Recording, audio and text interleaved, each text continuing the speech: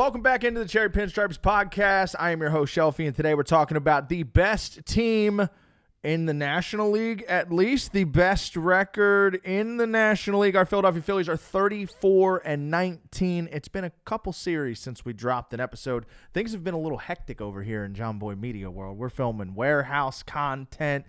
Switch 2's coming out right around the corner. Producer Biondi had a great trip to Italy. My son just turned 6, but happy to be back in the seat talking about Phils, and they have been on an absolute tear. They had a 9-game win streak. They've won 9 out of their last 10.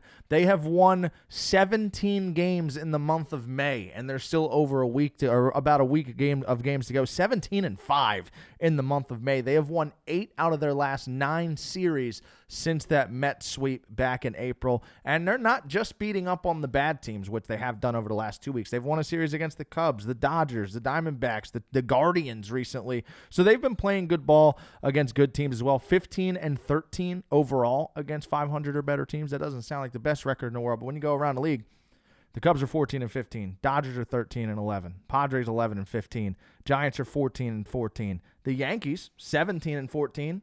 That's one of the better records in the league. 17-14, one of the better records in the league. When you go around professional sports, when the good teams play the other good teams, more often than not, they're going back and forth.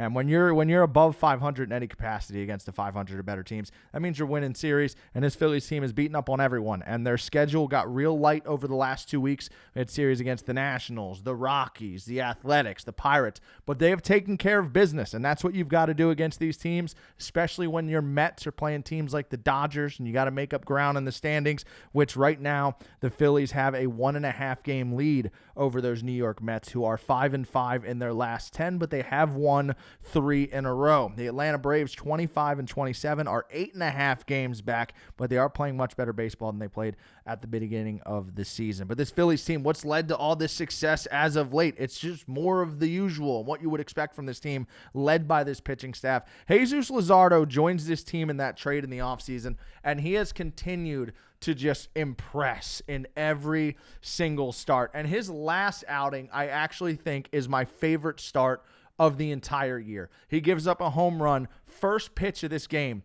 to Jacob Wilson. Gives up 2 more runs on a rally in that same inning. 3 runs on the board before he gets out of the first.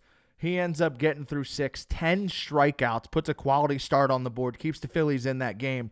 He's doing it all this year. And who'd have thought Zach Wheeler, who is locked in right now as well, he's been pitching great every time he goes out there. Zach Wheeler is currently second in Cy Young odds behind his teammate, Jesus Luzardo, who's not just pitching great, but pitching at a Cy Young level. We saw the Mick Abel debut last week, and I can't talk enough about this. I don't know what's going on this year. I don't know what in particular clicked. I'm not going to act like a starting pitcher guru, but something clicked because he's been pitching great all year for the Iron Pigs. He comes up, gets a spot start for the Phillies, ties the franchise record for strikeouts in a debut, and then he goes back down the Lehigh in his last start, 8 strikeouts through 6. Well, I don't know if there's room for him in this rotation at all this season. And you're going to see the Andrew Painter debut at some point this summer because they're getting him up into the 5th, 6th inning now with the Iron Pigs, and he looks phenomenal. I don't want them to trade Mick Abel. Keep as many pieces here as you can. But as we're going to talk about going into a little bit further into this podcast, we're going to start talking about some relievers that we're going to be targeting on the market for this Phillies team because they will be moving for a bullpen this year. Mick Abel might be putting himself in prime position to get traded here. There's just nowhere for him to go. He looks very MLB ready. He's only 22, 23 years old, but he's been in the minor leagues for 4 or 5 years now. Maybe he's the guy that gets us a really good reliever after sliding down the prospect ranks the last 2 years, suddenly catapults back up with some talent. You just can't trade Painter. I can't wait until he's on the big league club so we stop talking about that. But we'll get into some potential trades later in the show. More with this pitching staff. Jordan Romano gave up a 3-run homer in his last appearance in that Athletic series, but ended up we won the game. We finished out the inning. We won the game. Came in with a 4-run lead, gave up a 3-run homer. They win the game. That's fine. But Jordan Romano going into that inning had 9 consecutive scoreless appearances. He's still working his stats, his baseline stats back down from the beginning of the year. But his last 10 outings, 9 scoreless, and he's looked great. That slider hangs from time to time. Butt cheeks might pucker up from time to time when he's out there. But he is getting the job done right now. And he's been big for this team over this little win streak that they had against these teams that they need to beat. And things are only going to get better moving forward. Aaron Nola's probably going to get a rehab start here soon. He'll be back. I have no doubt in my mind that Aaron Nola is going to turn it around and have a good second half of this season. Again, Andrew Painter's going to be up here at some point. So things are only going up for this pitching staff, which has 2 Cy Young candidates in it. But the lineup as well. This lineup has been really good all season long. Kyle Schwarber is leading this team with home runs at 18. He's leading Major League Baseball with 18 home runs. Bryce Harper's in second place with 8. There is a 10-homer gap between Schwarber and the second guy on this team in home runs. And then the third guy is Max Kepler with 6. And that's where we get into another issue with this team, is the right-handed hitting. We need more thump from the right side. I've been saying it. I feel like I've beat it over the head. I'm beating a dead horse here. We just never replaced the Rhys Hoskins thump in this lineup. Castellanos has been good this year. Bohm is starting to turn it around, but he's just not that type of hitter. He's pulling the ball more now. Hopefully he keeps that up and Bohm can get that going. But the biggest question mark for me right now is the right-handed hitting. Can we start getting some more power from the right side of the dish with this team? Bryson Stott also has been really good. And my dog of the week, we'll just throw it out in the middle here.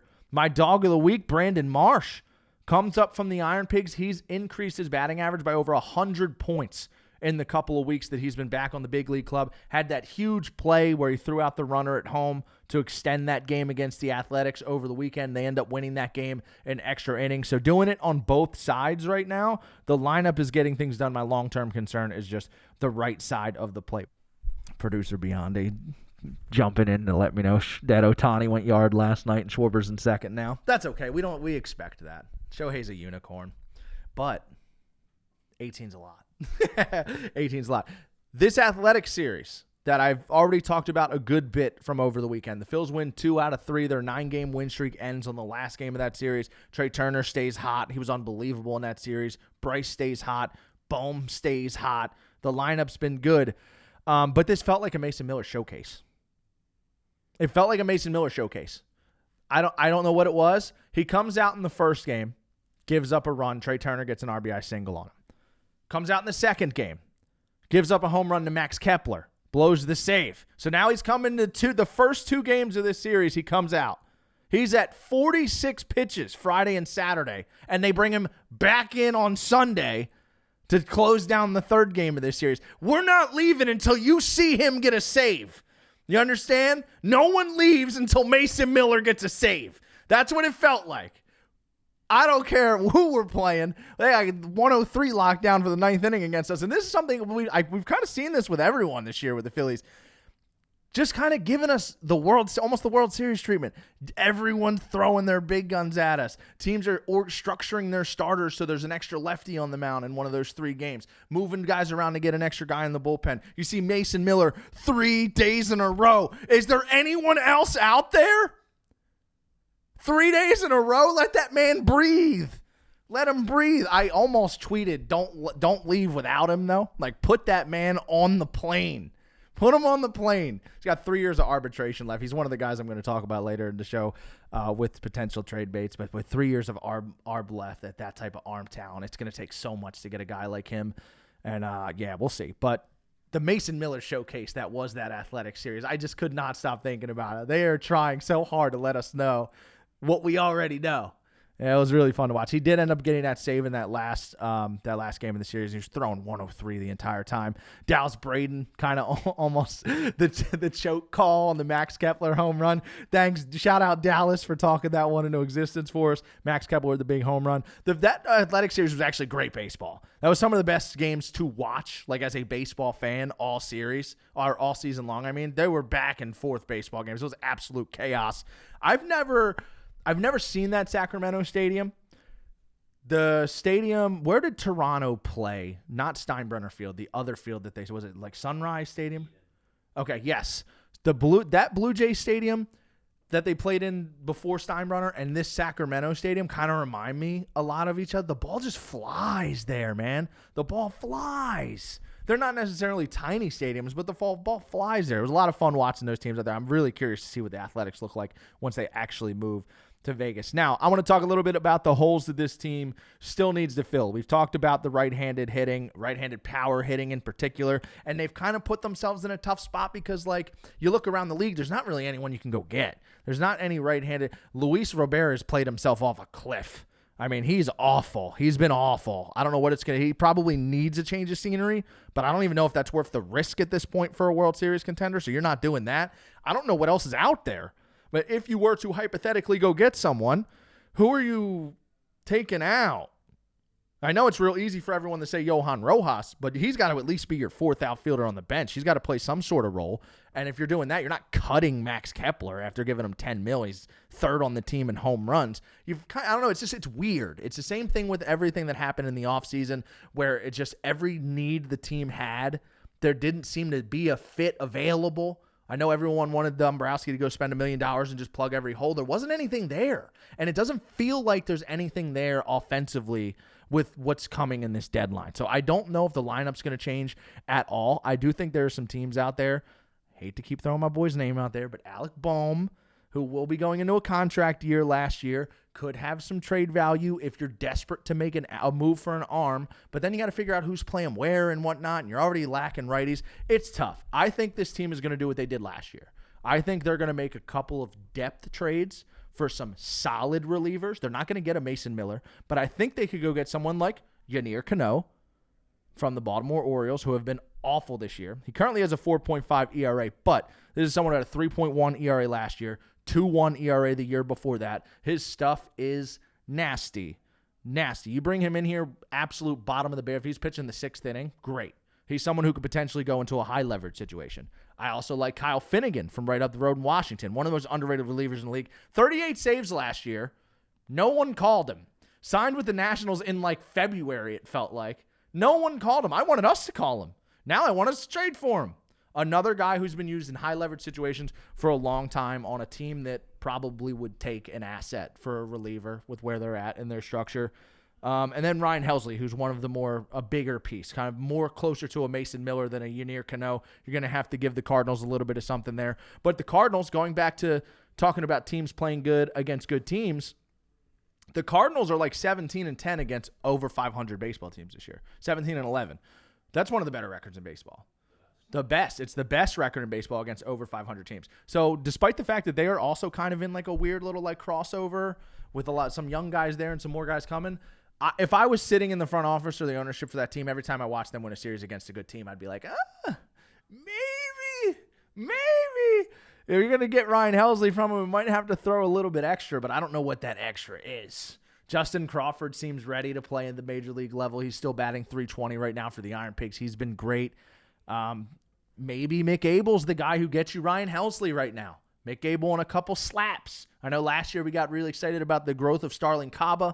Some people were upset we threw him in the Luzardo deal. He's looked rough. There's been some circling back on him. I don't like doing that, circling back and like having a party when a prospect you traded does bad. But when you win a trade, you win a trade. And so far, it looks like the Phillies absolutely stole Jesus Luzardo. But I don't know if I'd do that with an Eduardo Tate, which is the guy I'm seeing everyone throw around. Oh, he looks great in single A, kind of a flash in the pan. No, I think he's actually really good. I don't know if I would do that. I don't think I'd just throw him out there for a reliever. I don't know what player you could get that done with. Maybe Mick Abel leads the way. But I think they're going to go for two. I think you're going to see at least one of the guys I just mentioned, and then some dude we've never heard of from like the Angels is also going to get sent over here probably. We always seem to make a deal with the Angels. The Phillies are going to be hot on the trade deadline, and you're going to start hearing rumors here soon. We're starting to get really close to trade territory. I'm starting to see the articles and the prediction list coming out on social media. You're going to start hearing rumblings, a lot of fake rumblings, some real rumblings. We never know, but they're going to start, and the Phillies are going to be one of those teams that you probably hear in the mix on every dude that's available. That's what happens when you get in bed with Scott Boras and you do things the way you do. But I'm excited about it. I'm curious to see where they go. But this is a team that's definitely going to pick them up. Brandon Marsh, I said, our dog of the week. Big week for Brandon. Big couple of weeks for Brandon Marsh, offensively and defensively. I think this is one of the best teams in baseball, but they have obvious glaring issues that they do need to fix. And when you go up against a pitching staff like the Mets or the Dodgers that like to bait you out of the zone, I don't love how we match up there. So we've got to figure some things out on the right-handed side of the box. Kyle Schwarber's elite. We're going to go ahead and win a series against the Braves, which starts tonight. Bravos. Division games. And who do we have on the mound? Why did I went off of the scores to look at the standing and never went back. Ranger Suarez, Spencer Strider. Ranger Suarez is going to get you started tonight against Spencer Strider in Philadelphia. The Braves come in 25-27. Spencer Strider does not have a win yet on the season, recently back from injury. If you guys enjoyed the podcast, leave a like on YouTube. Make sure you're also checking us out on Spotify. Follow us on Instagram and Twitter. It is Philly Sports JM. And don't forget, also, Ball and Play.